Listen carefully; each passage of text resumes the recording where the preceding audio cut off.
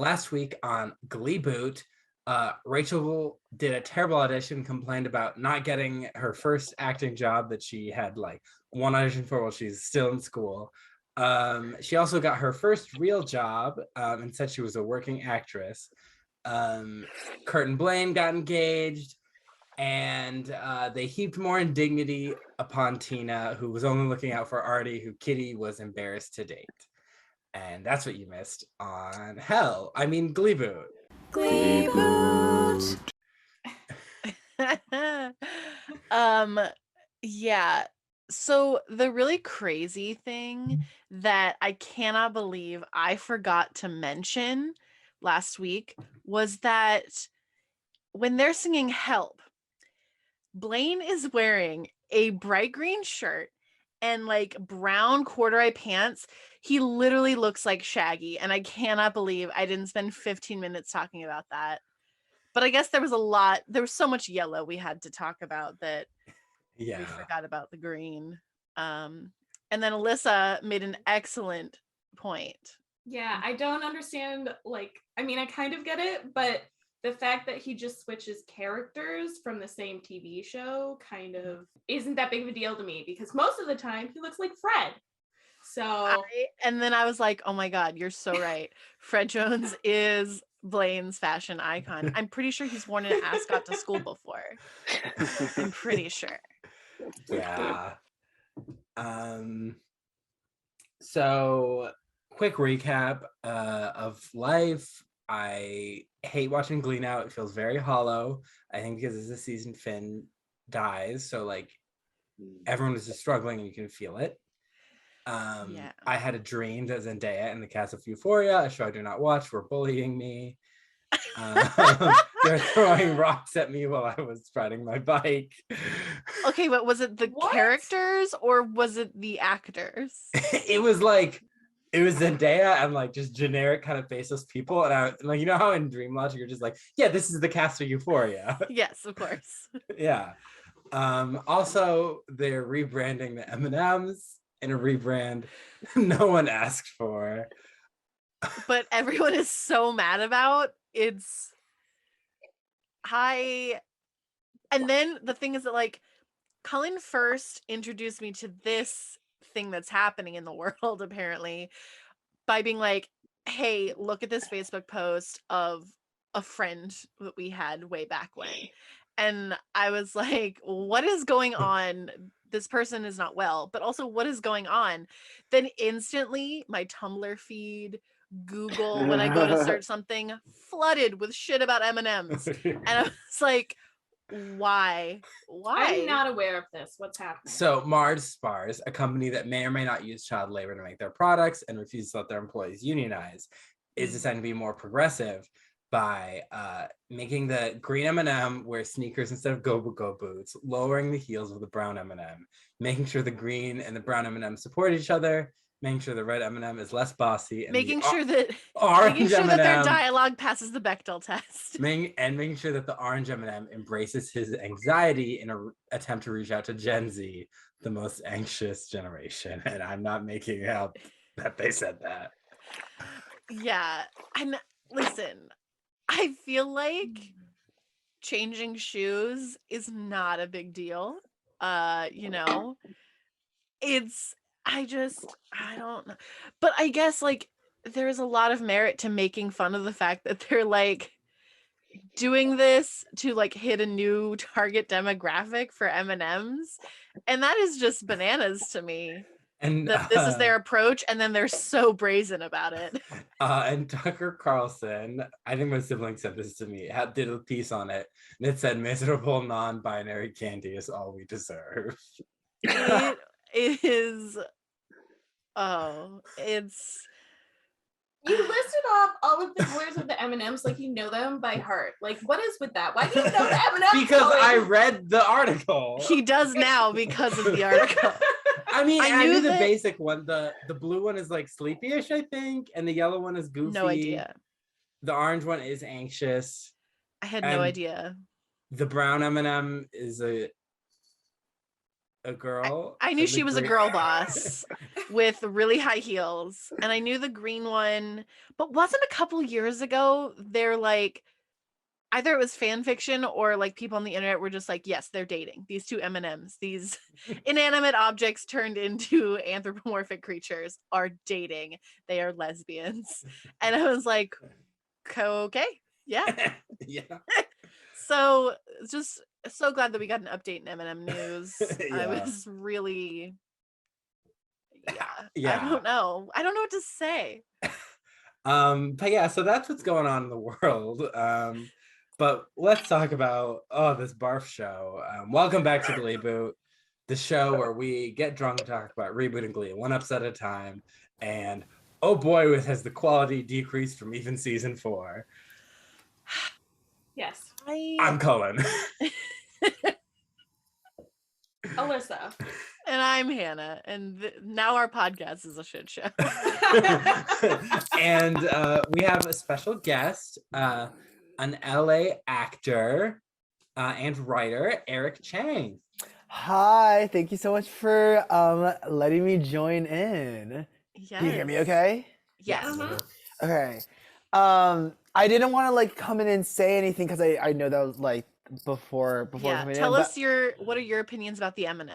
Well, I actually didn't know that's what it was. I thought it was like kind of like that. I had only seen the news about the green one where I was like, oh, like because I have not known any of the personalities of any of the M&Ms. I thought Cullen was totally reading off of something, but I guess he just memorized all that. Committed to memory now. Yeah. I write Eminem fanfiction. Yeah, I didn't like. I totally knew that the green one had like the glasses and the high heels, which I guess is not true anymore. But like, I didn't know that that's what was happening and that there's like this rebrand, and I didn't know that like there needed to be a new target market or target demographic for M&Ms. I kind of just like. And like that's the way that they're doing it. It's all performance, right? With all these companies now. But it's funny. Like this is actually hilarious. Performance marketing. Performance marketing, exactly. Yeah. But yeah, thanks so much for letting me come on board. I mean, and giving me a reason to watch an episode of Glee from season 5. It's been so long that I've watched Glee, especially long since I've seen anything from seasons 4, 5, and 6. So yeah, I'm excited to talk about it. Yeah. So you've watched Glee before. So what is like your story with the show? Oh my god, my star. I mean, like, I just feel like it's also funny that you mentioned Euphoria too, because I once during one of my internships, the first time I was in LA, heard that someone was like, "Oh yeah, like they're saying that Euphoria is like the new Glee, like it's the Glee of this generation," and I was like, "That's terrible." Like, we had. Like, even Glee was a little bit past cutting edge and a little too provocative in some ways than I feel like maybe I should have seen when I was like 12, 13, 14. But like, for that to be enforced onto Euphoria, I don't know what I would do if I were a high schooler watching that show now. I'd probably be like confused as to what's good and bad. Or like, you know, like everything looks cool, everything looks fun, but I don't really know. Yeah, but I started watching Glee probably because my older sister did. I'm gay and my older sister's like 4 years older than me, and so I was really immersed into like culture and like pop music, stuff like that, probably from her without her even knowing it. But I want to say that I really started it when like season 2 was first coming out. So I feel very lucky, all that said, very fortunate to have like basically grown up or been what I would imagine is like the target demo of the show at the time, because it was like I remember watching it 7th grade through like basically like senior year of high school. So I feel like I like grew up with that show, and I remember watching like skipping like band class because I was watching like season 3 of them going to nationals and had to know and like and like went to the high school for math class in 8th grade with other like 3 other nerds, and we would like I remember like listening to the Rumor Has It Someone Like You mash up so many times and making a routine from it. And really, I really feel like I bought into Glee so much, probably more than any other show, with maybe the exception of How to Get Away with Murder. But that was like a totally different thing. But I loved it. And I definitely didn't like I think now, you know, I'm sure you guys have talked about it. Like now looking back, it's like so many things were so problematic and like such an issue. And I definitely got a hint of that now watching this past episode and being like, like that's so horrible. But I loved it until I stopped loving it when like season 4 came around. Basically, right at the end of season 3 was when I kind of stopped tuning in. I watched some of the Glee project, and when all the new like replacements came, and that's when it started getting boring and not much more material there. And I just had so much more connection with the original cast members. And I don't really feel like anyone who watched Glee really like started in season 4, 5, 6. Like I don't think anyone had an attachment. I would love to meet those people. Yeah, like I think everyone just knows. That being said, though, I mean, I know you said this episode was bad, but like maybe it was just because I got re-immersed into it all. But I thought I was like, wow, like I remember so many of these things. I remember the yeast infection commercial vividly. I remember Hey Jude vividly. And I was like, it can't simply be the case that all these things that I remember are like from this one episode. So I guess basically the long story short is like it's stuck with me forever. And I like, for all of its flaws, I can only say like that's the show that raised me in a lot of ways, and like Modern Family, and like I think it did great things for the time. So I'm excited to talk about this episode for sure. Sorry, that was me going on like rambling and everything. But. No, that was great to hear. And especially like the earlier seasons, I forgot to mention this, I was just on Life's But a Song pod. I don't know when the episode will be released. And we did 2 episodes on season 2 of Glee, which I think is the best season. And it was so fun talking about like all the songs and the characters and like what was going on back then, and now just like being like, and now look what I'm watching. Yeah. Oh my God. Yeah. I mean, I'm so impressed that you guys kept it up into. I was like, they're on season 5. Like they're really committed to this, and it's good. Like it's all good stuff. We're counting down the days. Yeah. We're like, can't believe we made it this far. Yeah, until you get to the end of season 6, and then it'll be like a happy time. But like, there's so many things that you need to get through. I would imagine that is just like a doozy. But season 2, I would agree, because I thought that's just when like there was the right combination of fun and like still good storytelling and still good plot, and the stakes were still high and all that stuff. Yeah, I'm really glad you mentioned that word, stakes. Stakes. I think the writers' room forgot about that word for a while in this episode, especially. Yeah, this season has been so meandering, and we're only on episode 2. Yeah, I was the same. Like, what do you mean this whole season? But then I was like, it does feel like it's been 7 episodes. So did you get a chance to take the BuzzFeed quizzes, Eric? Yeah, I did. I did one of them. I did the one of like, which one are you? Okay, really who quick. are you? So I'm pleased and like disappointed to announce that I'm oh my God, wait, I don't even know the character's name, I only know the actor's name. No, I can do it. I'm Diana Agron. What is Quinn. it? I'm Quinn. Yeah, I'm Quinn. We get a lot of Quins here. Yeah, I don't think it's a good thing. Like, it was like, you're mature and smart and like something. And I was like, I kind of feel like that was all her character was. And sometimes she wasn't smart or insightful. But Yeah, sometimes she's trying to steal a baby. Yeah. But she's Diana Agron. She's amazing. So I'll take that. Yeah. Yeah. Oh gosh. So what are we all drinking today? I'm drinking Samuel Adams Cold Snap. Oh, interesting. Is it like ginger snappy? Honestly, it just tastes like Samuel Adams. But I was like, winter, sure.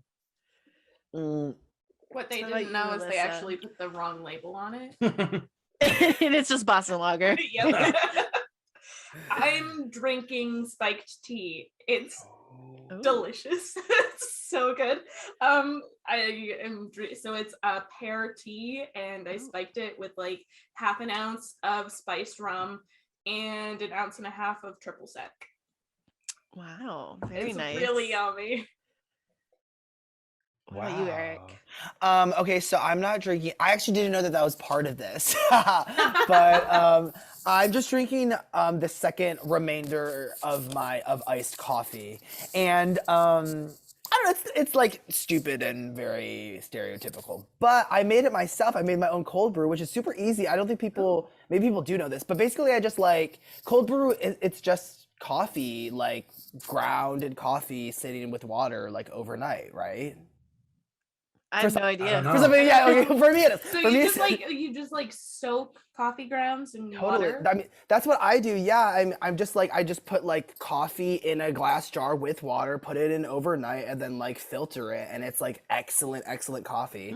And so I think coffee is like a huge scam, but I still get it all the time when I like go to the coffee store. But I also I like spiked it with like chocolate milk and milk, so it's like kind of a fake pour mocha. But yeah, it's good. I'm liking it. Yeah, I had a bunch of Korean barbecue before this, which is why I was like really tired and like drowsy so much. So which is that I need like a little pick me up. I'm drinking something I never drink and probably will never drink ever again. I'm drinking a Mike's Hard lemonade, not sponsored. It's pineapple flavored, and honestly better than the original Mike's Hard lemonade because I think that tastes nasty, but it's not great, but it's alcohol. That's Glee this episode. It's not great, but it's a show. So this episode is season 5, episode 2, Tina in the Sky with Diamonds, which they don't sing Lucy in the Sky with Diamonds. Thank you. I was like, wait, when's that gonna happen? That refers to an actual song, right? Yeah. They don't. One that isn't in the show. Well, you know. Like, maybe it should have been called Hey Tina, but that wouldn't have been as like representative of the Beatles. Who I don't know about. I'm not a big Beatles fan, by the way. So this was like some of these numbers I was like I do it with some, but yeah, like it was, yeah, I didn't even know that was a reference to one of the songs. I mean, I imagined that it was, but like I couldn't know for sure. Yeah, I basically felt like I was watching Ryan Murphy bully Jenna Ushkowitz. Oh yeah, no, big time. That's exactly how I felt too. I was like, this girl better be collecting a good paycheck from this, because seriously. Because like this is so the first time that she had an episode to herself, or at least one of the other times, is when they're like, oh yeah, she's gonna be like Rachel. She's gonna hit her head and hits her head, turns into Rachel, and then afterwards it's basically like, Tina, know your place. And then this is like more so, know your place. You deserve Glee's version of pig's blood dumped on you. That was so weird. It was so weird. I just can't.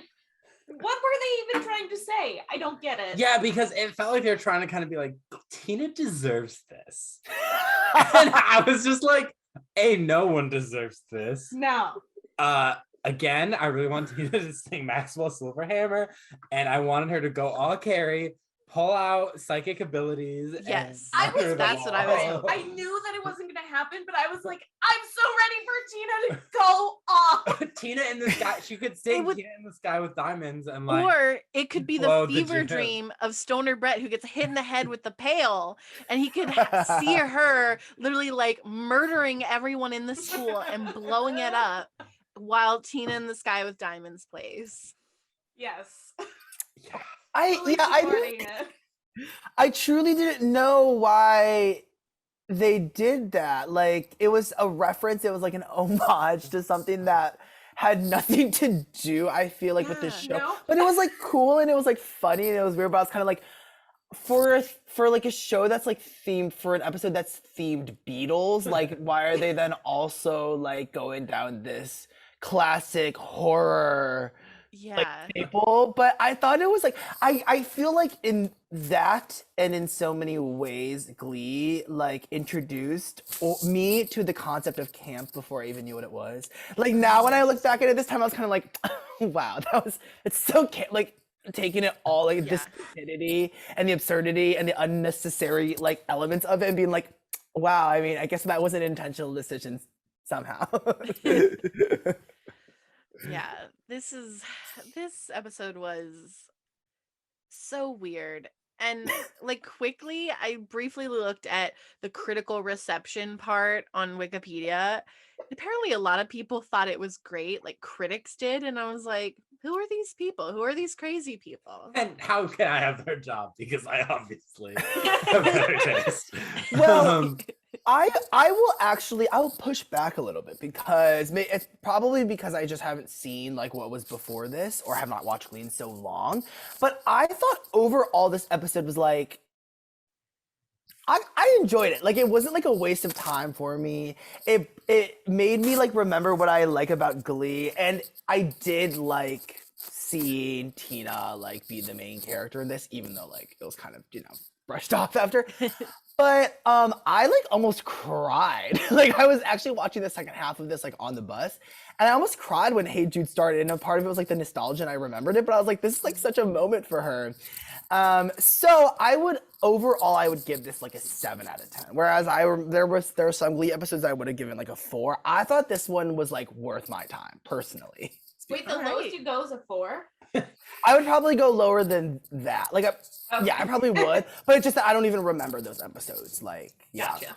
This one, I was just kind of like, you know what? There were parts of this that were important to the story, kind of a little bit, and like had some of the classic moments that I would remember from this show. I'm glad that we have fresh eyes, because honestly, I think that's what if it we is. didn't, if this episode would just be like, this sucks. All right, well, you can find Gleeboot on Instagram. Yeah, this, I'm getting vibes of when we did Funeral and like Katie cried and was talking about how good it was, and we were all just like, oh, I hated this. It was interesting though. They kind of remember last episode we were talking about how we wanted Tina to go to prom with a group of they listened to us. So they did end up doing some of the things we talked about, but in a way I just really wish that it was executed better. Yeah. Before we get into the storylines, I just want to tell the audience that Hannah in grad school did a presentation on Carrie and had some title of why whoever this director is afraid of teenage girls. Yes. And I would posit Was I in this class? I wasn't. I just heard about it. Was I in that class? You were, Alyssa, but honestly, I'm not offended that you didn't remember it. Anyone who gets offended that I don't remember something, yeah, like pick a different battle. Take a step back. Yeah, like, reevaluate. Yeah. No, I did. And I stand by that to this day. I would argue that the writers of Glee and Ryan Murphy are also slightly afraid of teenage girls, or at least have no idea what they're like. Yeah. I mean, that's the whole crux of fear, isn't it? The unknown. The unknown. Yeah. Into the That's unknown. Interesting.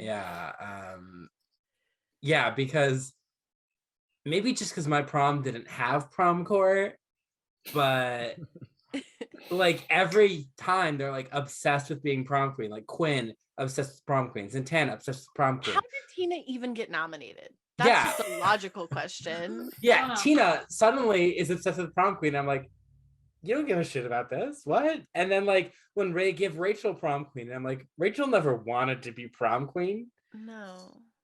Yeah, it's almost like suddenly prom queen is a thing that everyone wants when it's not. Yeah, and Sam wanted prom king. Yeah, I don't get it. Which I like, to me makes more sense than Tina wanting prom queen, because Tina's always been kind of like alternative and like okay. The way that I could go on. We need to get to the second and first season is that is how she was. That's how I like her. That's how I prefer Tina. I miss goth Tina. Yeah, third and fourth season Tina. Probably mostly just fourth season Tina because it's after Rachel graduates. Yes, three, she's like transitioning. Yeah, and she's much less of an alternative type of character. And more just obsessed with being popular for some reason. Except it's not really popularity. It's like she wants Blaine to fuck her. I don't know. She does? Tina, that messy bitch. Tina, that messy bitch. Yeah. So that was the thing before this? Yeah, she was in love with Blaine, and then during forgot Diva Week, this. he was sick, and while he was passed out, she straddled him, unbuttoned his shirt, and rubbed Vapor Rub on his chest. And it was weird. It was shot very cried. sensually. Wait, cried this wasn't Tina. This was Will Schuester, right? Or no, I thought this happened. No, so That Rachel. yes, so liked no, Will, at the Will beginning. Schuester, that happened to him, but With I his think ex-wife. consensually. That was consensual. Yeah, he was awake. Remember, what was it? Baby wants soup. Oh, Right, Cullen? baby likes his soup. Don't bring that back. But yeah, no, then they recycled that and put a really rapey twist on it. Oh God, I had no idea about that. Whoa. That would be an episode, honestly, to go back and watch. It is kind of crazy. They do they do some really kind of mean things to Tina's character. Yeah. Yeah. Yeah. It's I mean, not great. for me growing up, like I always just thought that Tina and Mike Chang were just like sideline characters, and I almost forgot the fact that they were both Tina was an original, and then Mike Yeah. was kind of like a secondary original. Right. But like for me, it was like always a given at the time that like the Asian characters just like didn't really have storylines, didn't really have strong characters. I never really thought Tina had like a strong character. They never knew arc. what to do with Tina. Yeah. So it was like typical, I feel like, what representation would be at the time, and you could argue like still kind of goes now, where it's like it's actually really, really cool, and looking back feels very monumental that like she was a character, but like there was never really that much. But that's probably why I like this episode more than you guys too, because it was just like a self-contained thing where I forgot Tina's storyline, or the lack thereof, such that like this story by itself was like, oh yeah, Tina's not popular. She wants to be. Like the part where she was like, I just wanted to be that girl for a night and blah, blah, blah. Like it was super cheesy, but like in this tiny thing that I saw, which was like its own thing, like I bought that and I was personally driven by that, but then I also felt the exact same way, which was like, I don't think she really cares about Prom Queen. I don't really think people really care about Prom Queen, but it just felt like the state that had to be the case, like that had to be a given, and then if we were on board, then we could like maybe relate to her a little bit. Right. Yeah, I mean, I do think it was very relatable when she was like, I just want to be that girl, and that like that whole like kind of unattainable, like I just want to be easy breezy, beautiful, like popular, like, and so cover girl, yeah.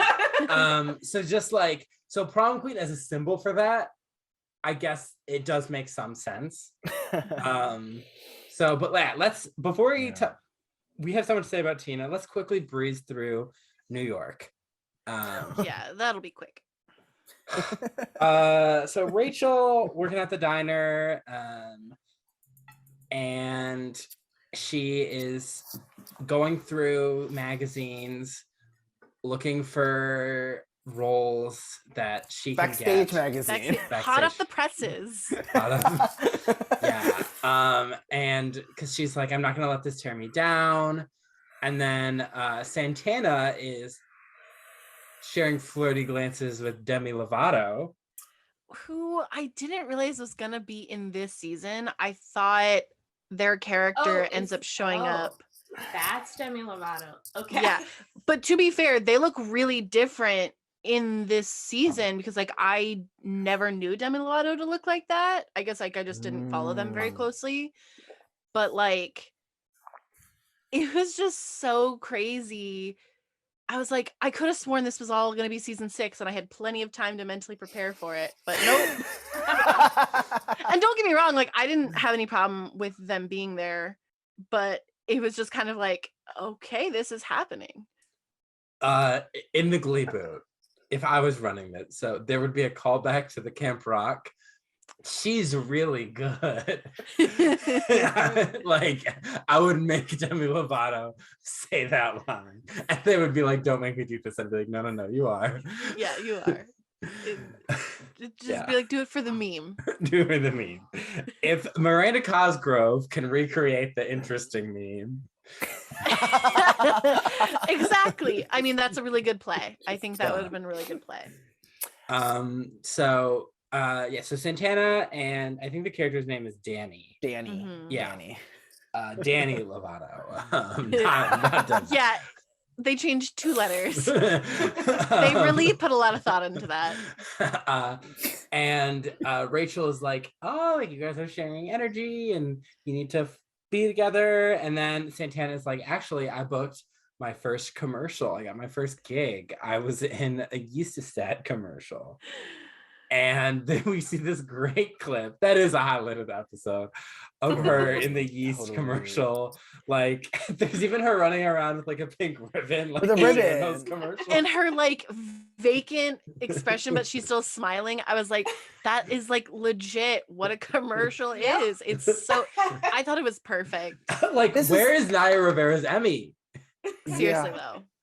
No, that specific part was something that I remember where I was when it was just in my family room. So it's actually not like, but I remember replaying that specific part so many times and like watching it maybe with my friends. Like that entire thing I remember. And I think that watching it again and being like, wow, that actually was like excellent comedy, like on Naya Rivera's part, on the writing. Like I feel like sometimes we forget that Glee is purely like a very well done comedy in some ways. In a lot of ways it's not. In a lot of ways it's a very outdated and very bad. But like that specific part, it just brought me back. And I was like, oh my God, like I can't, like I totally forgot that this thing was something that I cared so deeply about. Like I quoted that a lot, I feel like. Yeah, I mean the ending line of the commercial is, "I like yeast in my bagel, but not in my muffin." In my muffin. I was like, her like taking a bite love of like a plain like she's like untoasted bagel, just like like people do. Yeah, that was good. And then Rachel's like, oh my God, she's like, I'm so happy for you. And then she like gives a super fake smile. I'm getting the order of everything that happens mixed up. Kurt gets a job there too. Oh my God. He says he's there because Vogue.com doesn't pay. I'm like, okay, so wait, you have full-time school, part-time unpaid internship, and now a part-time you just show job. up whenever you want. Yeah, and a part-time job. Like, you don't have any time. Like, what is... Anyway, but that happened.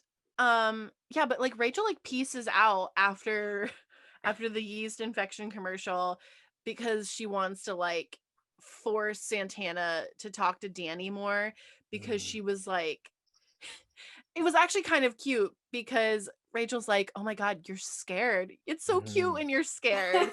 And I was just like, it is kind of interesting how like the Rachel Santana relationship is like, they're not being horrible to each other, so I guess that was refreshing. And now I feel like, given what we know post show, like for me it was very hard to not separate them from Leah Michelle and Naya Rivera. Yeah. And for me it was almost like touching. Like I was like, I know this is all a show, but just to see Leah Michelle be nice to Naya Rivera, I'm like, that just feels like, in terms of the zeitgeist and like in pop culture, to be like, you know, it's a nice thing. And R.I.P. Naya Rivera. It's also like very jarring to watch this show. Like, this is the first time I've seen this episode. Yeah. So, but then they obviously like worked backwards for the Beatles song that they input here. They chose "Here Comes the Sun," and the scene is them watching the sunrise. And I was like, I hate you guys. This is so bad. This is terrible writing. Okay, yes, but I think that song, like the entire episode, the cover's the best of them. Like, I think I wanted to skip through most of the performances, but like hearing like Demi Lovato and Naya Rivera's rendition of this song was fantastic.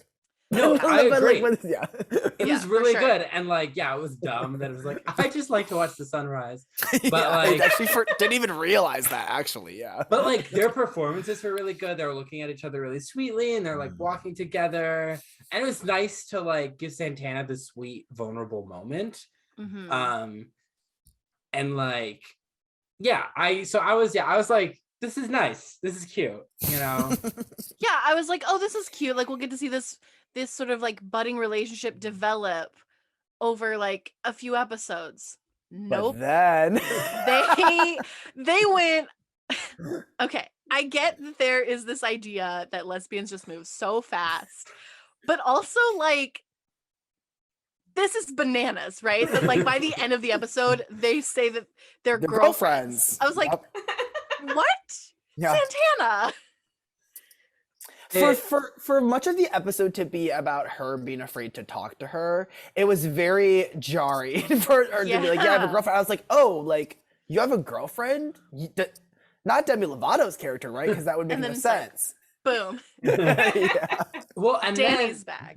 Danny was saying like, oh, or Santana was like, yeah, I had a girlfriend and like a couple college flings, but like never like I've never dated a lesbian before. And Danny's like, you deserve a sapphic goddess. 100%. Which I had to Google. I had to Google what that meant, by the way, which is just a testament to how not with it I am. But I was like, sapphic goddess? Like, why was that a cheeky statement? And I was like, oh, a lesbian. Got it. Yeah. And then when Santana is like, I have a girlfriend who I don't have to worry about straying for dick. And I'm like, why does Glee hate bi people so much? Because there's also like a little line Santana says earlier when she's talking to Danny. I don't quite remember what it was, but it's sort of biphobic. But then this was just straight up like, oh, okay, all right. Yeah, I had a friend who on like Bi Awareness Day was in like a march in West Hollywood, and like gay people were like flipping them off. And I blame Glee. I blame Ryan Murphy. No. Yeah. I think Ryan Murphy emailed all those people and asked them. He emailed all the gays. He did a blind carbon copy of BCC, all the gays. All the gays of Hollywood. I kind of think what I like looking at this show, I actually think what the solution would have actually just been to make fewer of the characters queer. Because really this just arose when it was like, I think like season 4 or 5, right? When like everyone was gay or like everyone was queer. It was actually like, I kind of think you're just like putting a lot on your plate by making Santana also and Brittany and all. I mean, that was like earlier on too, but I actually think the problem could have been solved if they maybe distilled it a little bit more instead of being like, everyone, you. Like, yeah. Yeah, it was a lot, especially like, or like back then and even still now, like people don't understand people who are bisexual and how that works. And it's not like, there's a lot of distrust, kind of similarly we talked about like the distrust of trans people as well. So like, I kind of agree in that sentiment that like they put so many different identities into their show, which is great, but they're not really doing them service by doing it correctly and giving a little bit more breathing room to let the audience get invested in who these people are and that aspect of them. But they take tiny jabs at bi people instead. Yeah, it could even boil down to Glee kind of has too many characters, especially right now. Yeah. So many that I just don't care about. Yes. Yeah. Yes. Like, remember when Marley was supposed to be the lead? I thought that during this episode too, because she was a little bit hard to watch in their prom, like their quad, whatever number, because she was taking up so much space and she was jumping around and doing like a lot of like yeah. I was like, she's supposed to be the new Rachel. I totally forgot about that because frankly she's just very like boring and like not that fun to watch.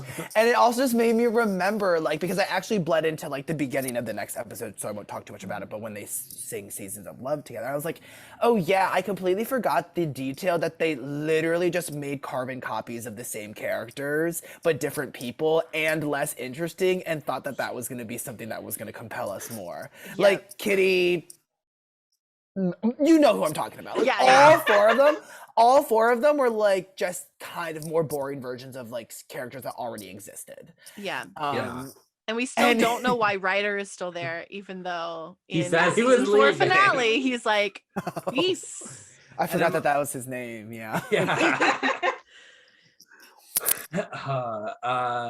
There is, I think, a joke later on that Rachel doesn't know Ryder's name, and they'll give her shit for it. And I'm kind of like, I barely know Ryder's name, and I'm watching the show. I literally wrote like a note, I think, about like, why is he still here? And I literally was like, wait, what's his name? So, oh my gosh. Meanwhile, there's like Cassandra July, the Kate Hudson of How to Lose a Guy in 10 Days, asked Rachel to volunteer. She's not in this, but she asked people to volunteer for piano tuning. So, I thought it was Carmen Thibodeau. It was Whoopi Goldberg. It was Whoopi. Oh, why did I think she said Cassandra July? Because they're in Cassandra July's classroom. Okay, she said Carmen Thibodeau. Yeah, but they're definitely played by Whoopi Goldberg. Yeah. I remembered something. Cullen did better. And then he's like, Kurt's talking to Rachel, and she's like, yeah, Santana got that commercial. I'm really happy for her. And Kurt's like, the Rachel I know wouldn't be happy for her friends. Yeah. And I'm like, that was so weird. But I mean, he's not wrong. He's not wrong. Yeah. And that was actually a pretty, like, I found that part to actually be pretty interesting and kind of fun when she then does get the part. Like, they kind of set up all of these things and like so much like failure and to not give up and to do the 2 years no matter what, and then she gets it, because I actually do think that that's how it is sometimes. Like, and when I saw them come together and like hug her when Santana was like, oh, you got the part, that was actually like very fun to watch to me, because very often like it's like that jealousy and like the, you know, so I was like, oh, I actually kind of like that they didn't make Santana like annoyed that she then got it. Like, they're trying to be good friends. They know that Rachel's kind of a diva and like is, you know, mad that she didn't get her first name. But like, it was nice to see them all coalesce again. I was like, okay, all right, cool choice. Yes. Yeah. So they sing "Get Back" to get back her mojo. Which is to be, I guess, to not be happy for her friends when they become successful in life. Yeah. Because that was a confusing message. Also, I just gotta say, guys, I broke my new year, new season resolution. I did. I heard the first 5 seconds and I was like, I can't do this. Like, I literally do not, like, I blocked it out. I was like, I remember at the beginning, and then I was just like, oh, this is so boring. I've seen them roll around on a piano before at this point. But have you seen them roll around on 4 pianos? That's, yep. There you go. They took the formula and added more of it. So then they're talking, like, they make their pact that no matter what, they're going to stay there for 2 years. And then Rachel's like, this is so exciting. This is like season 1 of Smash.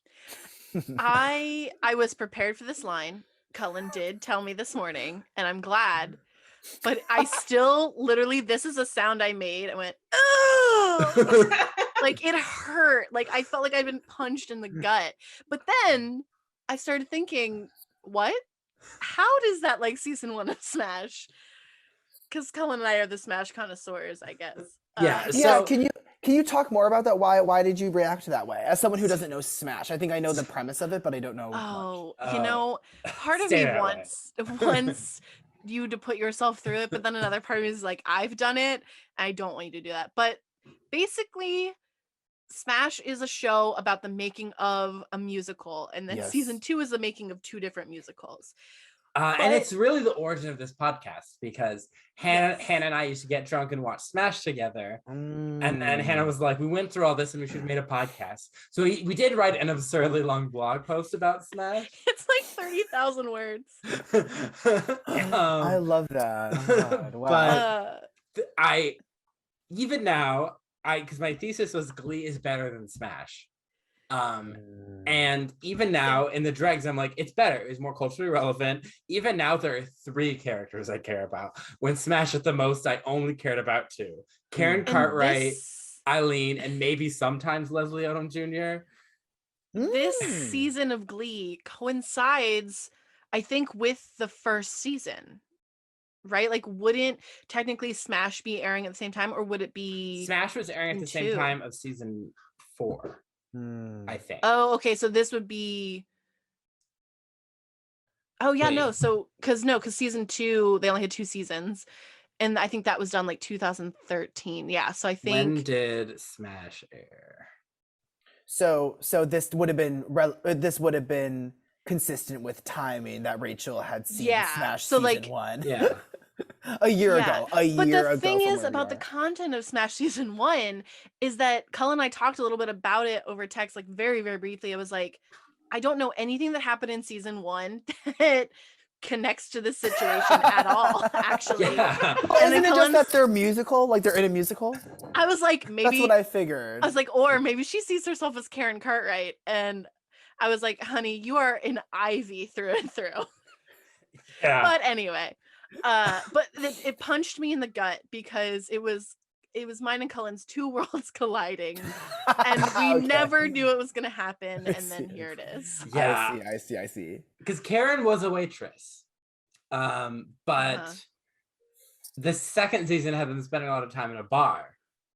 And so oh well. Anyways, she sees I want to call him Carlisle Cullen. Who is he? Carlisle Cullen. I don't know his Yeah. name. Director guy. Director guy. She sees him and he's like, "Do you sell whole cakes?" And she's like, Yeah, I guess I can do that. I'm imagining her Kristen Wiig pulling her hair back. I don't think she does, but like it had that energy. And then What diner sells full cakes? some do. I'm mostly pies. I want to say. Yeah. Yeah, right. Ugh. I don't know. I Maybe think it's they different should in have New York. been. She should have. This was a golden opportunity for him to be like trying to tell her, and they just don't have cakes. And she's like, I don't know what to do. Oh, for you, that would sir." have been great. Yeah. Oh, I We wish missed that some would comedy happened. there.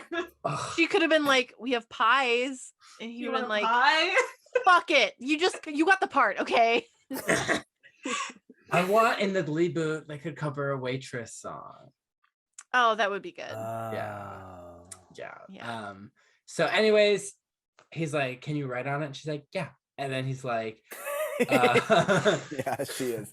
She is like I can be Leah Michelle. He's like, "Yeah, write Rachel Berry, you are Fanny Bright," or something like that. Congratulations. Yeah. And then she's like, And she starts screaming in the middle of this restaurant during her shift. she's like, "Really? Ah!" No, the thing about this part that really got me was like, well, okay, I didn't see the episode before this, but it does seem to be the case that they just like she went on, they cut her off after all of like 20 seconds. Right? What do you mean? Like in her audition. Oh, Well, we no, only she see, auditioned like- a few times, even Yeah. last. Got it. season. Okay, Yeah, never because mind. last episode was the final callback, right? Right. Yeah. Great. Okay, forget what I said, because all I got was like I only got the final callback part. I saw this in the reboot, or the recap.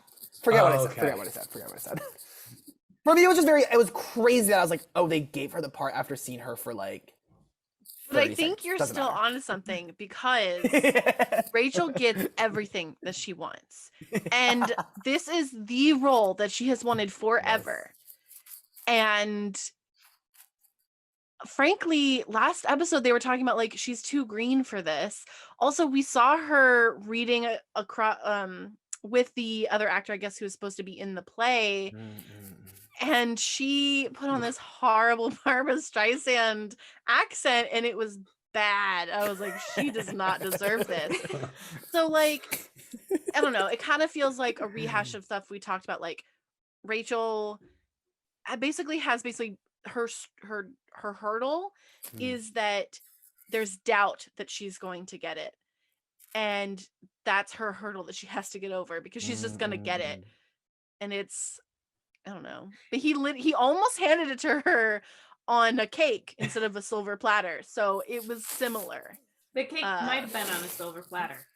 That's true. It could Yeah. have been. Mhm. It's just like if you're trying to write a show that a lot of young aspiring theater kids are gonna watch, give your Make it characters realistic. some hardship. Like I know you're not gonna make it like, and then she's depressed forever and never makes her big break. Like, no one wants to watch that, but like, give her hardship. Like, she goes to a lot of auditions and doesn't get it. Like, at this point, Karen Cartwright from Smash has gone through more than and she was green from Iowa. I was actually kind of disappointed that they gave her the role because I wanted her to go through stuff. It's boring when she just gets it.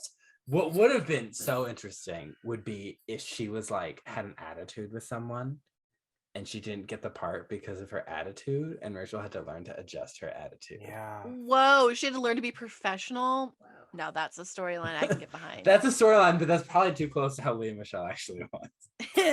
And no one wants to touch that. That's also like really surprisingly close to Cassandra July's story.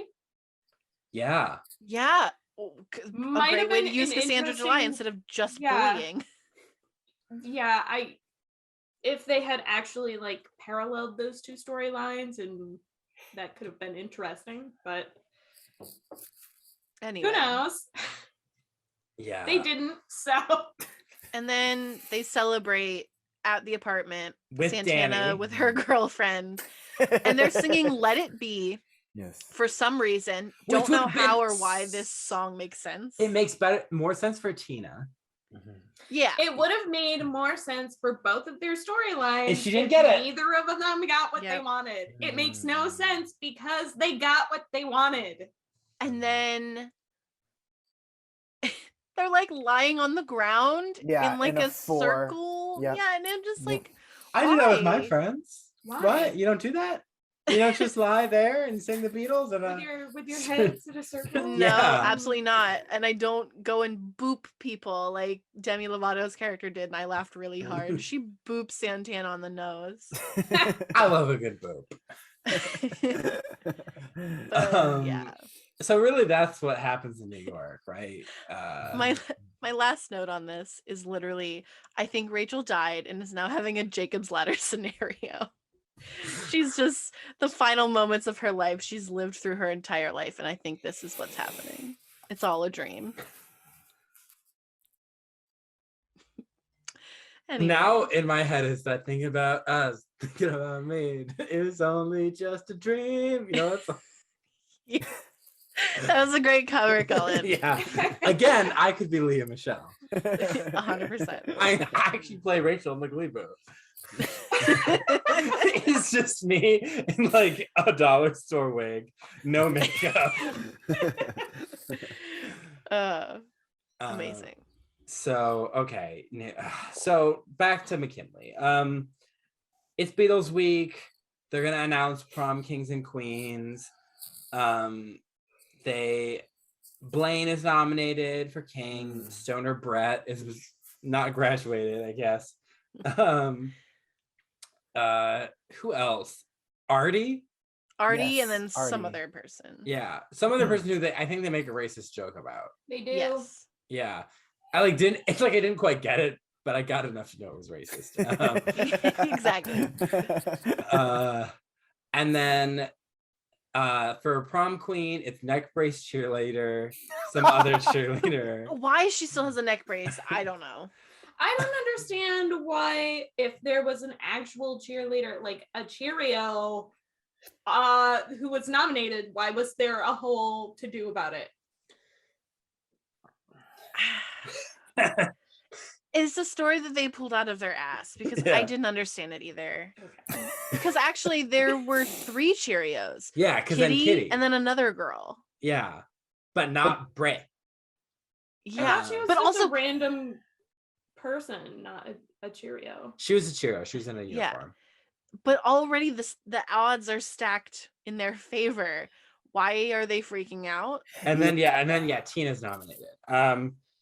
And so they had to be so convinced that Tina was going to win, which is not consistent with any of the plotline, because in no way, shape, or form was Tina ever going to be prom queen, nor did she voice that she wanted to be before this episode, it seems like. Yeah, she was just like, please be me, and then she's like, yes, and she's like dancing, and Mr. Shu goes to high five her. She does not high five him. He does not deserve her high five. No. Uh, She does say that she wants to be bigger than Jesus. Jesus. And I'm like, all right.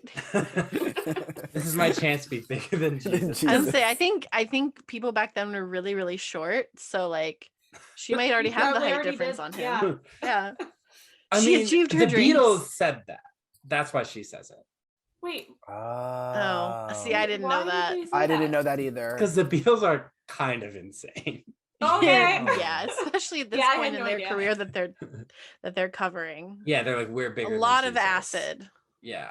Oh wow, well that's a pretty good reference then, because for me I was kind of like, wow, she wants to Yeah. be prom queen, but I didn't know that she wanted like that was like pretty hyperbolic. That was a line for the like, parents. Yeah, yeah, And yeah. the diehard Beatle fans who aren't offended. Yeah.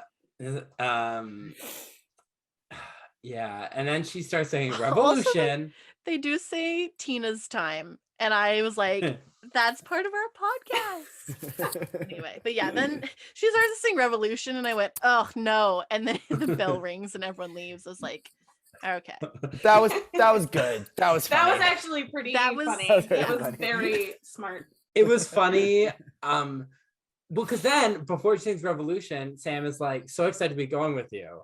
And then she's like, actually, it's so sweet that you wanted to go with me, but I want to go with The single girls. single Yeah. girls. Because Mhm. earlier Sam was complaining to Blaine how it's his senior prom and he wanted to go with someone he really cares about. Which I was like, you Doesn't- don't care about Tina?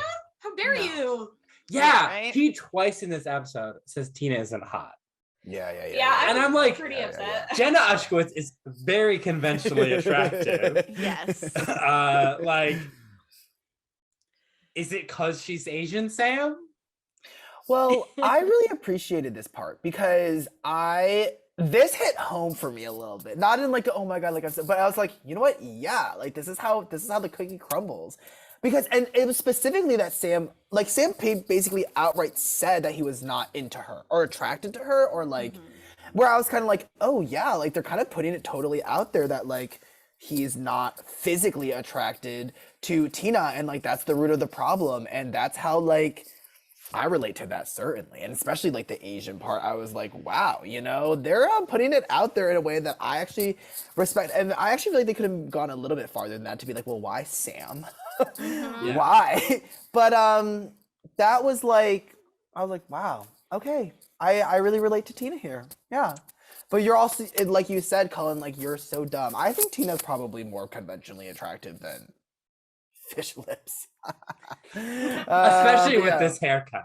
Yeah, Oh, yeah, yeah, the haircut is I love bad. Court Overstreet, but like this haircut, It's not good. and like now I just think like imagine being on a TV show when you're young, getting a bad haircut, and now that bad haircut is immortalized in 20 episodes of television. Yeah. Yeah. But yeah, so I was like, this is not cool. Yeah. And then he was, so I didn't feel that bad for saying, and he also was like, I wish I was going with someone I actually cared about senior prom. And prom is way more fun when there are no feelings involved. I will say that.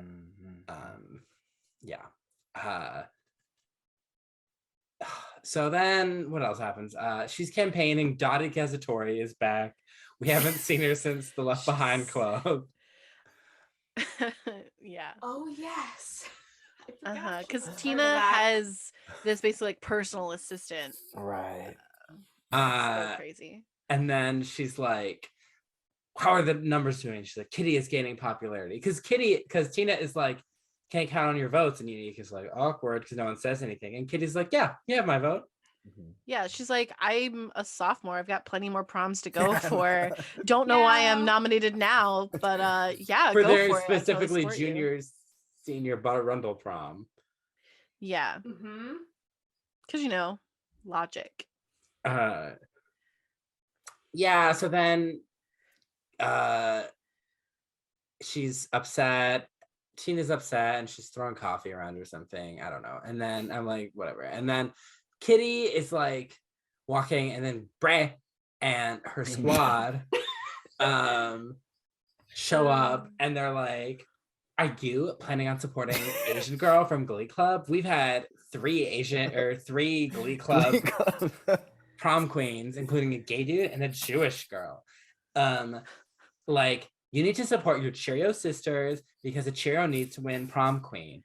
And are you dumb? Actually, I'm asking because, like, are you mentally slow? Because blah, blah, blah, blah, blah. And I'm like... And she just keeps going and going, and it's crazy.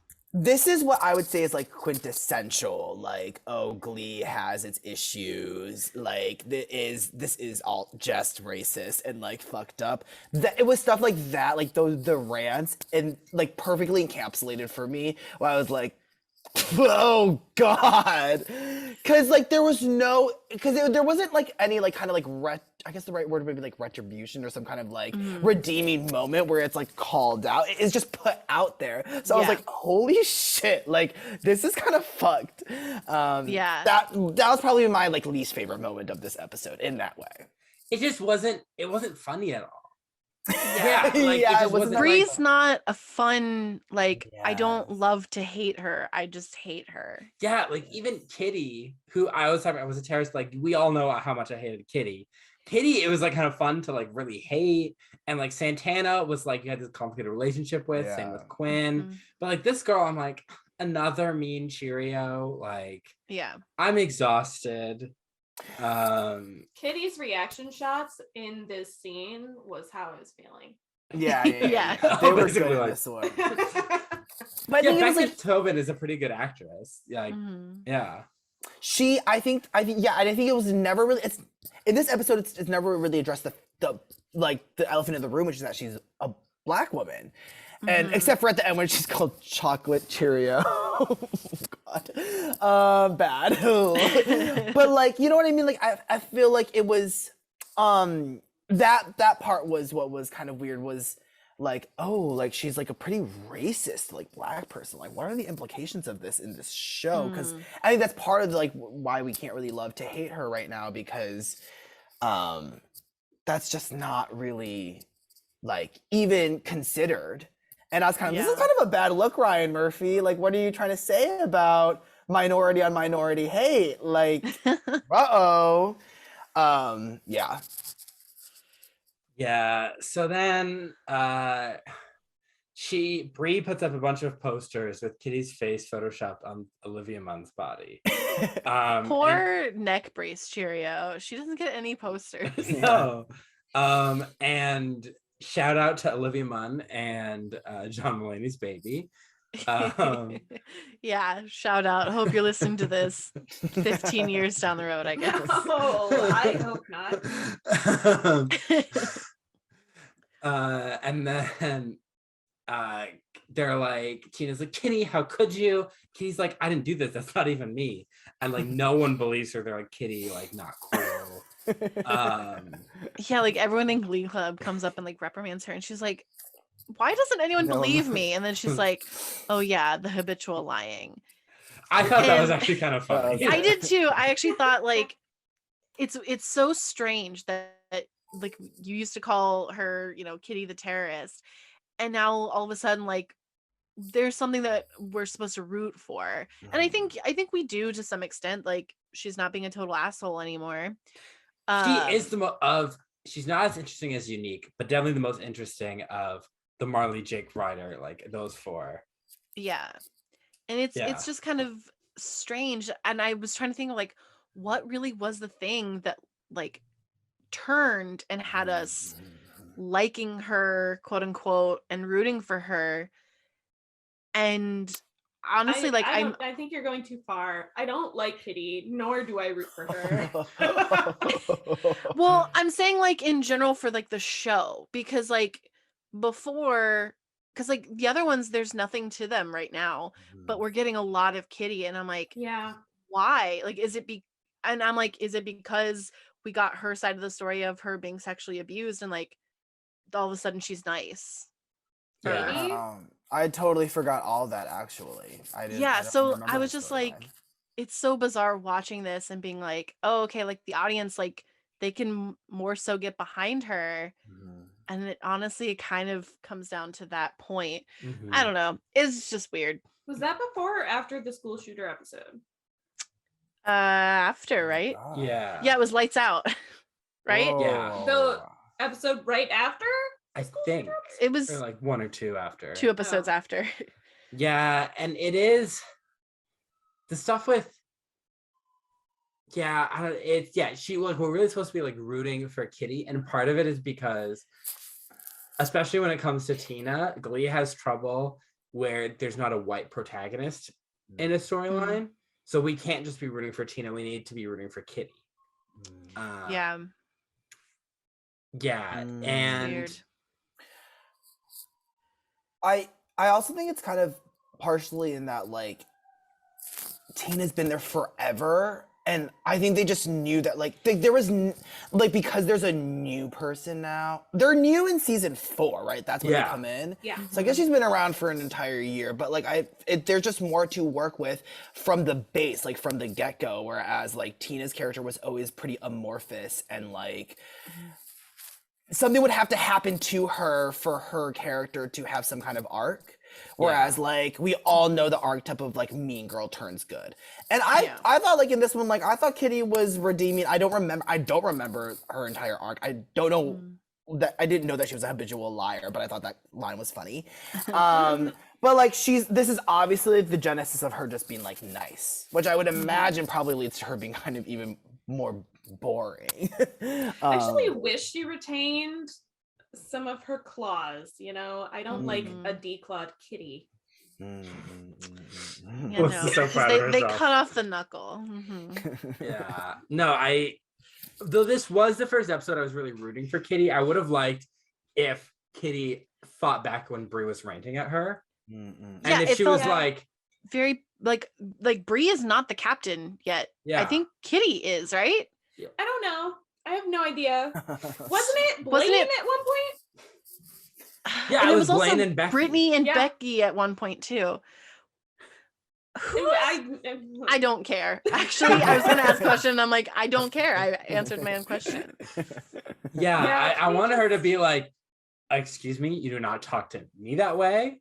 Like I'm not scared of you.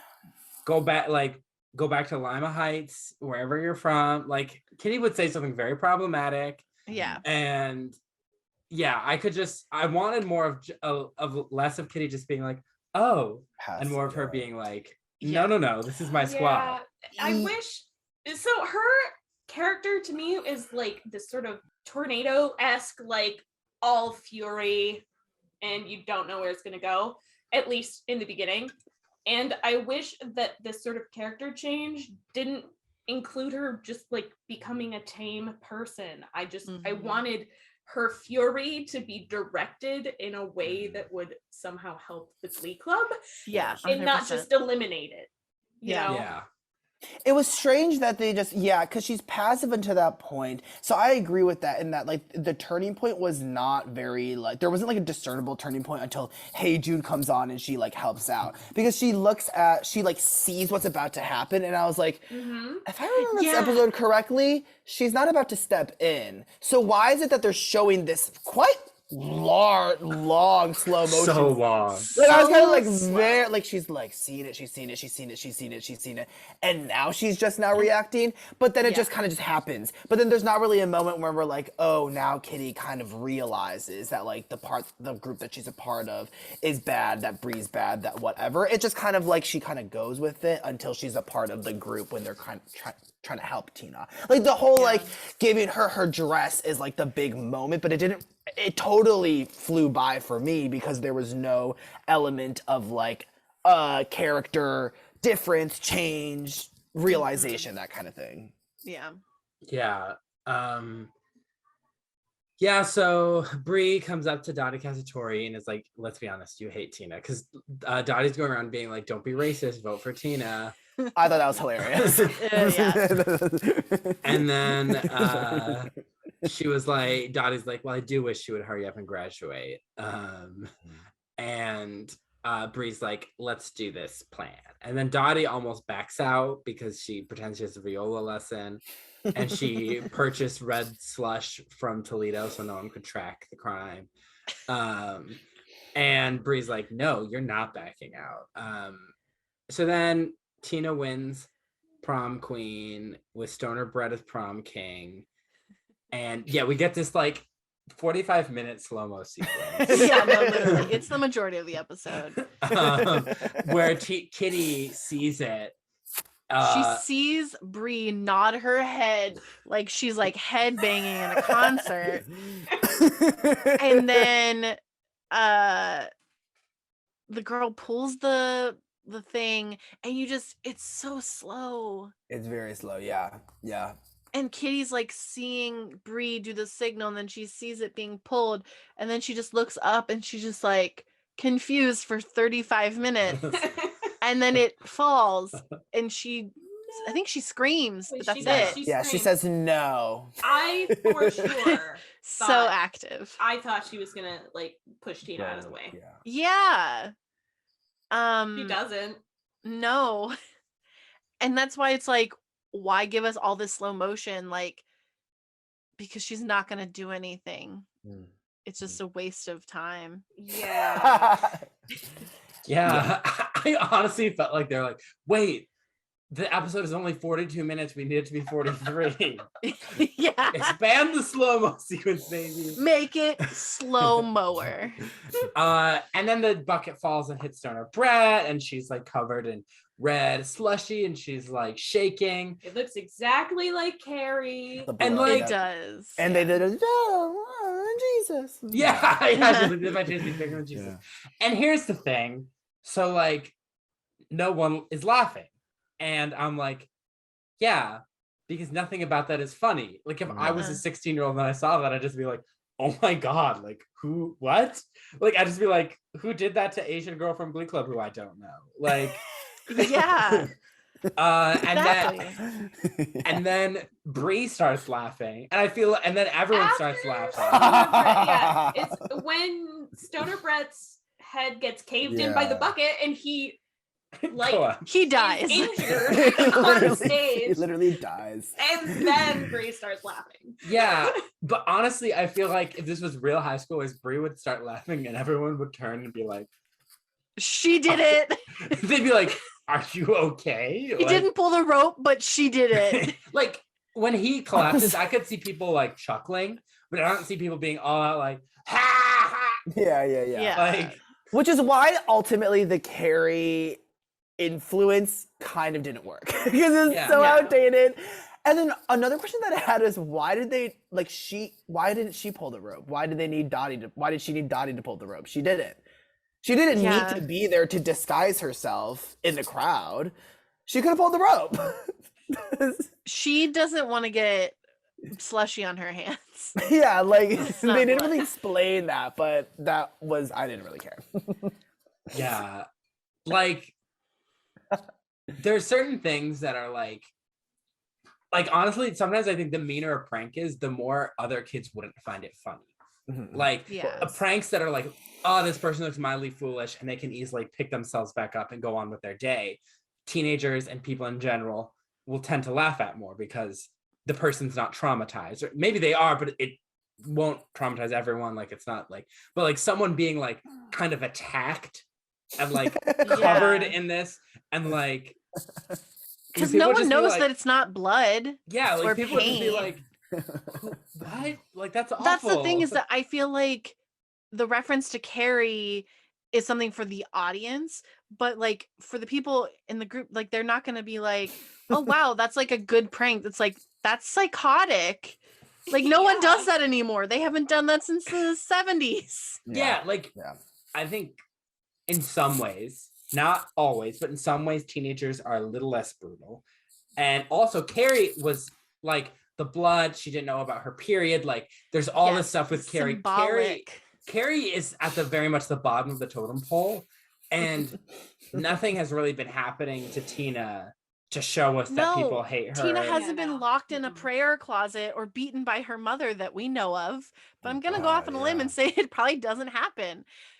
So like Tina, even though like the show makes fun of her, like she's still like an OG of the group. She still has some respect, and I feel like at worst people probably just wouldn't know who she is, and I think it'd be funnier if Tina was like, why don't you vote for me, and people would be like, wait, who are you? Like, it was just too low hanging fruit. They needed For some reason, they needed Tina to be the main. They needed a filler episode. That's step one. Step two is that they're like, it's Episode 2 prom. of the season. We need filler. Once they know kind of the bare bones what it's about, Tina wants prom queen. Like at that point, it's kind of like, well, what can we do? Like blood equals red slushy and all these things. So it doesn't matter. And again, why I think I took it more with a grain of salt, because I was like, oh yeah, this is just like a one-off thing. They're parodying or, you know, mimicking Carrie. Hardy har har. Like it didn't, like I knew it didn't make sense. It doesn't make sense. It's not good. It's not a good decision, but it's kind of like, well, we need to do it. We have to do it. And then she like runs into the choir room, which I don't understand. Why didn't she go to the bathroom? Like, why does everyone have to go to the choir room? That doesn't make any sense. How do we feel about Tina's dress? She said it's designer when people asked. Don't like it. Well, I think that was the point. We were supposed to like the pink dress more. I didn't like either didn't of like them, either of them. I would agree with kind of that. liked the black dress. Yeah. I don't remember the black dress without the slushy. Right. Yeah. I don't remember what it looked like. It was before. kind of unique. It's a the ball pink dress gown. was more of like your general prom dress. Yeah. The her first dress is very much something Regina would wear in Once Upon a Time. Yeah. And so then she runs and everyone follows her and they bring towels like Tina, and Tina's like, I just want to be that girl. And I do really feel bad for her in that moment. Yeah. And she's like, I'm going home. And then they're like, Tina, you have two choices. Blaine, I wish had been like, this is my third prom at McKinley, and the second one that resulted in like some vicious practical joke nightmare. Yeah, really. So like honestly, it's probably good that these people don't respect you because they suck. Yeah. But like you can go back in and you can own it and you can be that girl.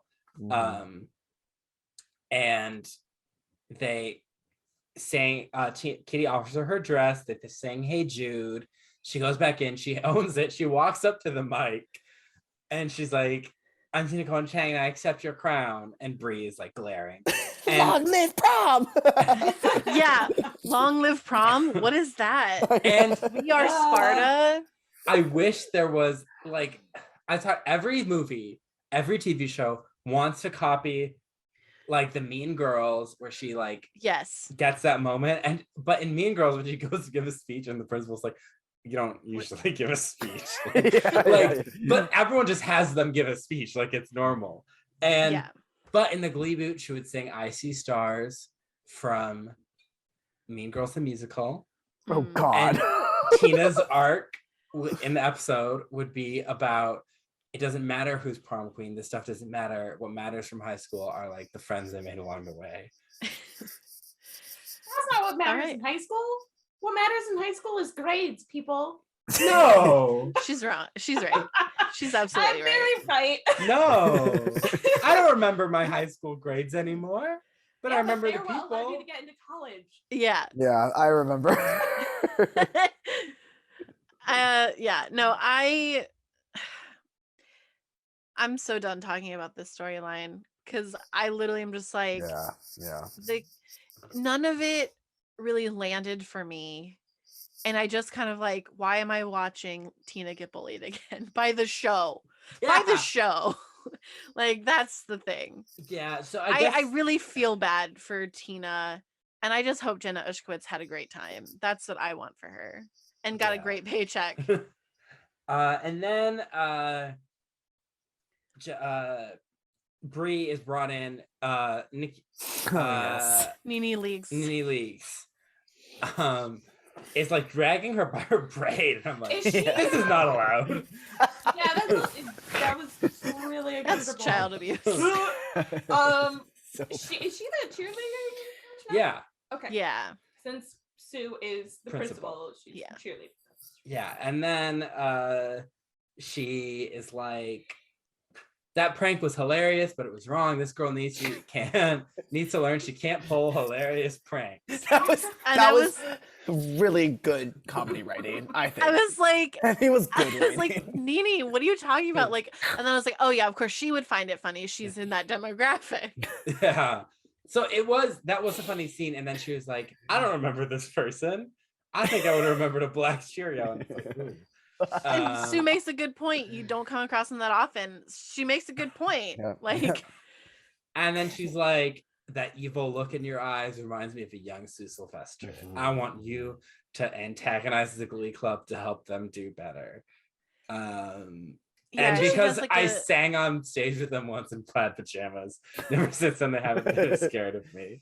I loved that callback actually, because was that Sing in the season MCR? 2. Yeah. The number, yeah. And actually that's really funny because I think it could be true that they're like, listen, she sang with us a few times now. And you know what? She's actually technically she's a softie. Yeah, she dressed up as Nicki Minaj at St. Super Bass. I remember that. I didn't appreciate this because it was just like a shoe-in how they needed an antagonist, and Sue used to be the antagonist, and now she's like somehow passing the torch. It didn't make a whole lot of sense. I was like, oh yay, more Bree. I was like, I'm gonna make you what is it? Captain of the Cheerios, and I'm gonna buy you a La Car. Yeah, it was just, I don't know. I kind of wish somehow they had punished Bree, and then Bree was angry and blamed it on Glee Club, and then that could have brought around a new antagonist, like, and also given Bree a little bit more of like substance about why she's being mean or whatever. Like, there's ways to have an antagonist. That's not boring. the way that they did it was not very good. Yeah, and it could just be me getting older, but sometimes like these mean girl characters, I'm just like I'm so done. Like, I think I mentioned this before. Regina George is a great character because you believe her as a villain because she's outwardly nice most of the time. And then like she is mean to people, but it's like kind of behind their back. So she's calling out people who are being annoying, like, but goes too far, but people are with it because they're annoying. Like, it's like she's a very believable high school character. And some of these girls that just walk around being a bitch to everyone, I'm like, no one would like you. Yeah, no. Yeah, like it makes no sense. Yeah, so then let's just quickly talk about Sam and Nurse Penny. I've been waiting for this one. Oh man, I completely forgot about that storyline, and I watched this episode about 2 hours ago. Yeah. The gist is Sue is going to initiate mandatory vaccines for polio. So topical. And I was just like, this is very strange in the current climate right now. It's like the vaccine argument except backwards. Yeah, I was like, okay. Weird. And then she was like, you can't do that. And then, I mean, he's right. Like, the principal wouldn't be the one mandating this. It would be the school board and the superintendent. But anyway, reality aside. And then Sam, for some reason, he decides he's going to go and get the shot. Because he's scared of needles. Yeah, why does he even go? Well, and then because no one else gets a vaccine. Sue makes a comment too about a homoerotic tension between Will and Sam. About what they were about to sing, and I'm like,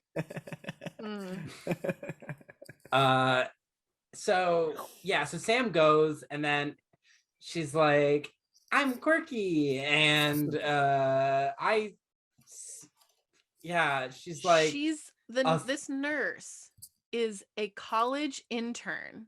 Sophomore in college, right? Yeah. Yes, she's a college intern. And yet she's working to get into med or nursing school. And she's working at a high school giving vaccines to children.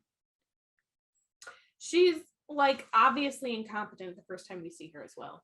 Yes, I really hope she does not get into nursing school.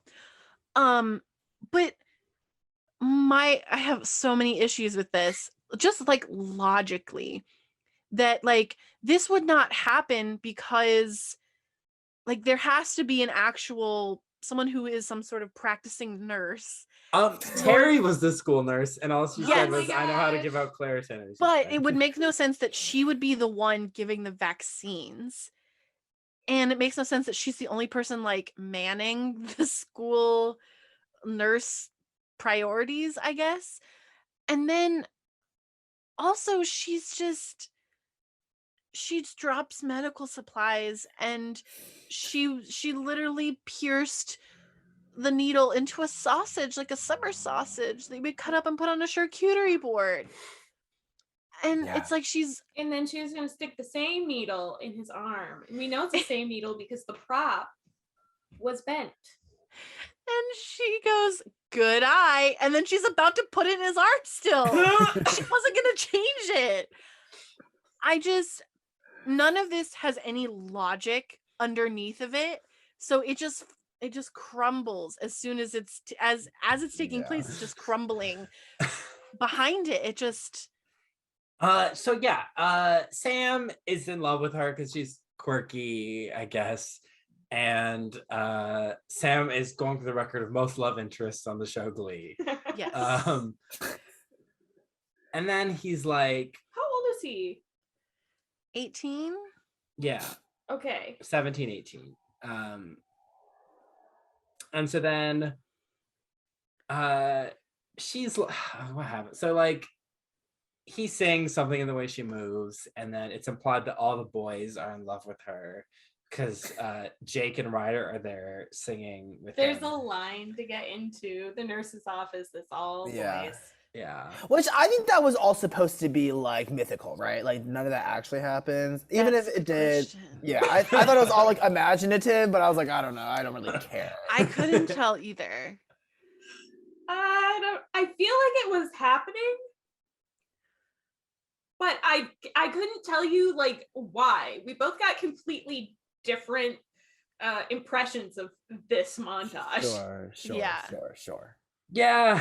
And so he's upset that she's gonna be fired, and then because she injected a urine sample into somebody. Yeah. She not only would she be fired, but she would also be completely let go from her internship and probably Arrested. never get into nursing school. Thank God. Yes. And so, but then Sam's like, Also, why is she taking urine samples at the school? There's no reason for that ever. No. And so then Sam's like, stab me in the ass. Which I'm pretty sure that's not gonna be where that vaccine. Yeah, that was the thing. I was like, okay, Yep. he was like rolling up his sleeve, and she was gonna put it in his arm, and I'm like, I'm pretty sure certain vaccines go in the ass and others don't. So don't know. I think he just wanted to show her what he's got packing back there. And then he convinces Sue not to fire her, and she's just Okay. amused, I guess. Yeah. She's like, okay, you've convinced me by saying literally nothing. And then they're at prom, she's a chaperone, and he's like, well, like, why are you, you should come to dance with me because like I may literally bust a move, and like you have to like look after me medically. So weird. And now I did go to prom with a college sophomore at one point, or freshman, but we were friends, and she was not your school chaperoning. nurse. Yeah. Like, it's not chaperoning. Like that's completely inappropriate behavior. So like again, there's no logical foundation, and I'm like, I don't understand what's happening here. But I think this whole thing is not logical. Like, I actually, for a second, I was going to be like, well, it's because they need a love interest for Sam, but then I don't think that that's actually true. I don't even know why they even gave him a storyline. They don't know what to do with him and his They trouty don't. mouth. When in doubt, when Glee has any doubt about what to do with the character, they will set them at someone and be like, that's your Just love like interest. Tina. Yeah. Yep. Tina, Blaine, Sam. I did think it was funny that he bit himself and that he was bit by a snake. That was actually funny. really great. And Blaine was like, that's kind That of looks like that looks like a wide." human bite. Yeah. And then he's like, Sam's like, I can only give her brief glimpses of my personality, or because Yes, otherwise, yes. like, if she gets to know me too much, like, I have a bad personality. And Blaine's like, you have a great personality. You have your impressions and your And then impressions. And then he does a does- Denzel one. It like I could hear some of it, like I could hear a little bit, but it was mostly just Matthew McConaughey. yeah, Well, something. then it was a bunch of impressions smushed into one thing. Like it was not. It was not as good as his John Mayer impression that he did at the concert we went to. Also, did they not have an entire storyline in an episode like a season and a half ago about how Blaine thought that his only personality trait was, I don't know. Oh, and Blaine told Something. Sam. Yeah, to, like, there was an yeah. entire storyline about this already. They forgot.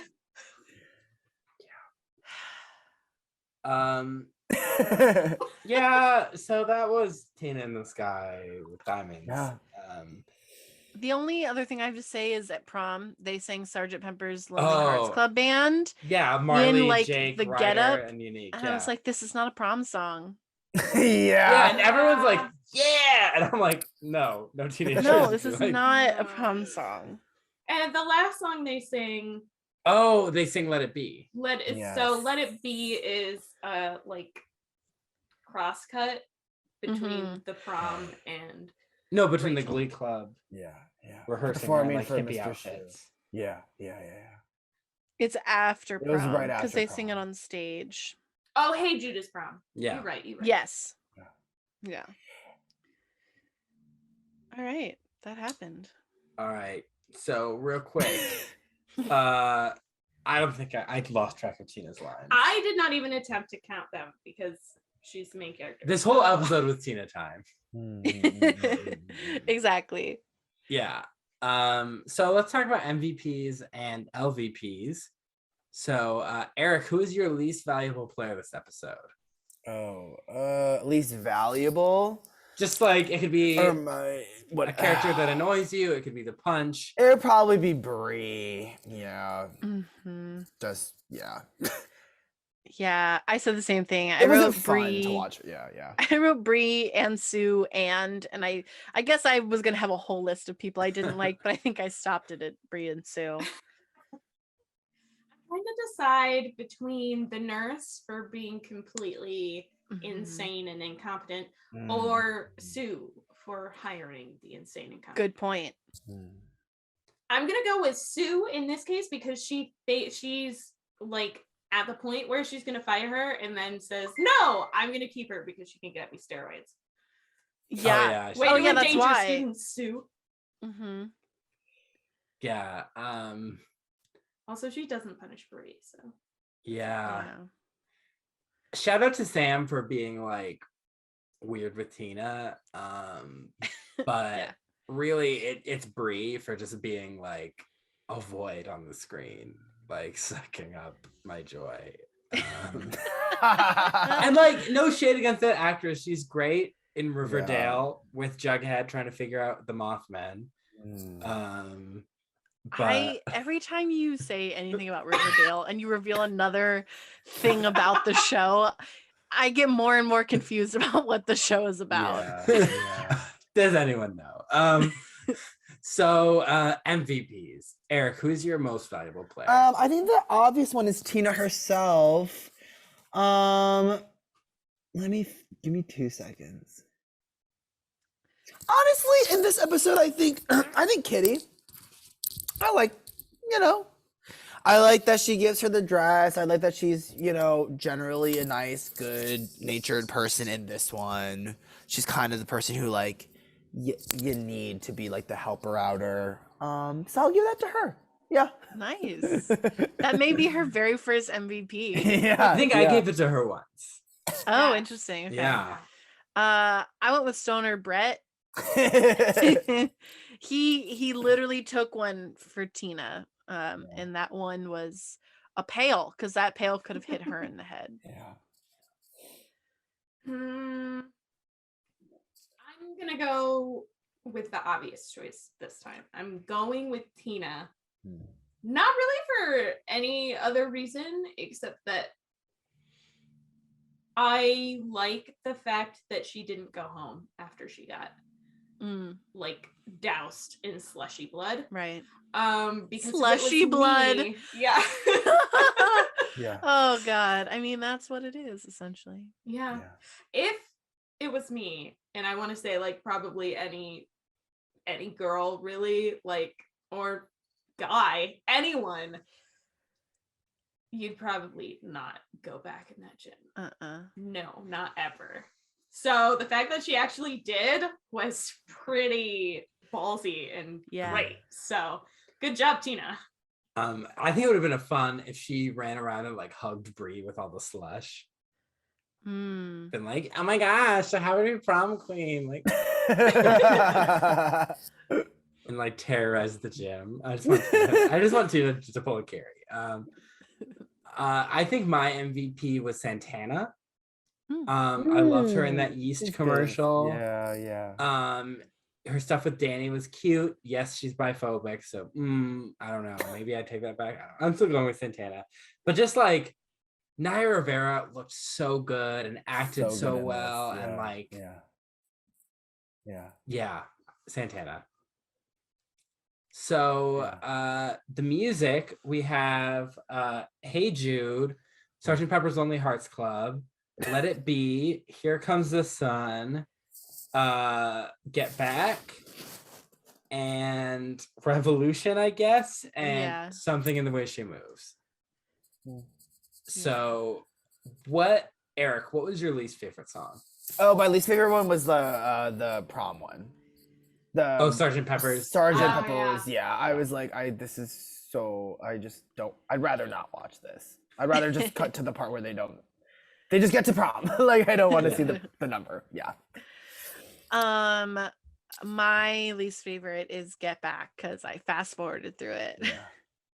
What one was that? The piano one with Rachel and Kurt. Oh, yeah. That's my second least favorite. That was it's so bad. So boring.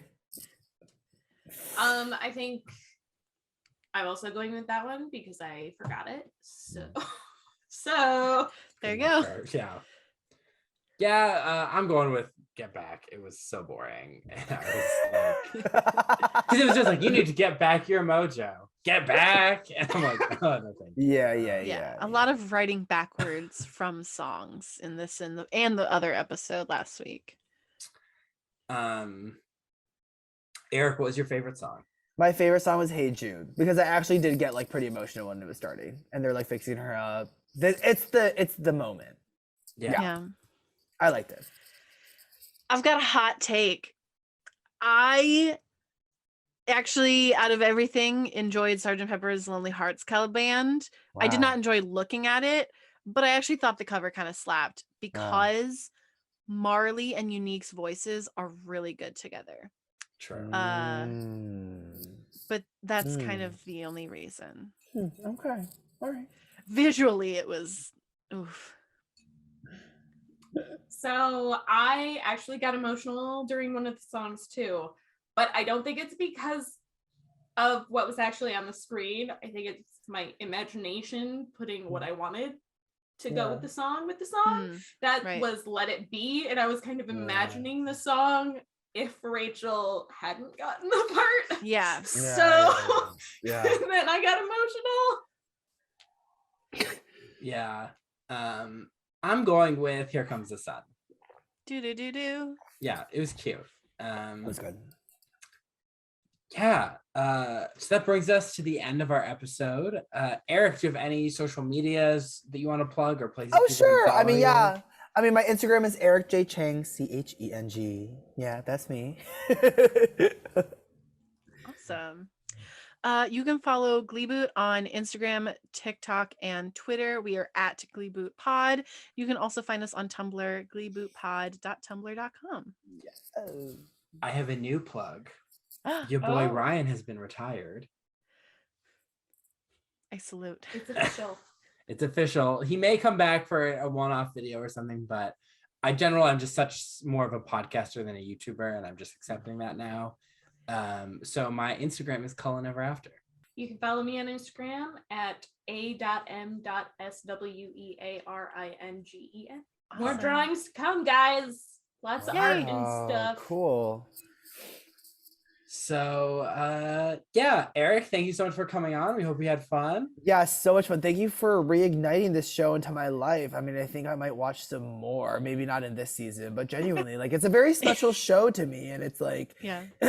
for all of it, all that it is, and the absurdity and like the campiness and stupidity and the fucked up parts, like, I don't know. I'm very thankful for this show existing in our generation, in the in-betweens of millennial and Gen Z. So I appreciate you guys for reacquainting me with it, because I would not have watched it like in no other circumstances would I watch Tina in the Sky with Yeah. Valid. Tune in next week for what's going to be a rough episode. Yeah. The Yeah. quarterback. And we will be joined by John from Life's But a Song Pod. And yeah, so that'll be a time. Bye everybody. Bye.